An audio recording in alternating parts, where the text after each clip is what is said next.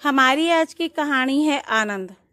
पिता और पुत्र साथ साथ टहलने निकले। वो दूर खेतों की तरफ निकल आए। तभी पुत्र ने देखा कि रास्ते में पुराने हो चुके एक जोड़ी जूते उतरे पड़े हैं, जो संभवतः पास के खेत में काम कर रहे गरीब मजदूर के थे। पुत्र को मजाक सूझा। उसने पिता से कहा, क्यों ना आज की शाम को थोड़ी शरारत से यादगार बनाएं। आखिर मस्ती ही तो आनंद का सही स्रोत है। पिता ने असमंजस से बेटे की ओर देखा। पुत्र बोला, हम ये जूते कहीं छुपाकर झाड़ियों के पीछे छुप जाएं। जब वह मजदूर इन्हें यहाँ नहीं पाकर घबराएगा तो बड़ा मजा आएगा। उसकी तलब देखने लायक होगी और इसका आनंद मैं जीवन भर याद रखूंगा। पिता पुत्र की बात को सुनकर गंभीर हुए और बोले, बेटा, किसी गरीब और कमजोर के साथ उसकी जरूरत की वस्तु के साथ इस तरह का भद्दा मजाक कभी ना करना। जिन चीजों की तुम्हारी नजरों में कोई कीमत नहीं है वो उस गरीब के लिए बेशकीमती है। तुम्हें ये शाम यादगार ही बनानी है तो आओ, आज हम इन जूतों में कुछ सिक्के डाल दें और छुपकर देखें कि इसका मजदूर पर क्या प्रभाव पड़ता है। पिता ने ऐसा ही किया और दोनों पास की ऊंची झाड़ियों में छिप गए। मजदूर जल्द ही अपना काम खत्म कर जूतों की जगह पर आ गया। उसने जैसे ही एक पैर जूते में डाले तो उसे किसी कठोर चीज का आभास हुआ।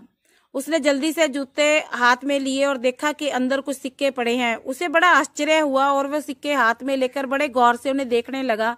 फिर वह इधर उधर देखने लगा कि उसका मददगार शख्स कौन है। दूर दूर तक जब कोई नजर नहीं आया तो उसने सिक्के अपनी जेब में डाल लिए। अब उसने दूसरा जूता उठाया, उसमें भी सिक्के पड़े थे। मजदूर भाव भी भोर हो गया। वो घुटनों के बल जमीन पर बैठ आसमान की तरफ देख फूट फूट कर रोने लगा। वह हाथ जोड़कर बोला, हे भगवान, आज आप ही किसी रूप में यहाँ आए थे। समय पर प्राप्त इस सहायता के लिए आपका और आपके माध्यम से जिसने भी ये मदद की उसका लाख लाख धन्यवाद।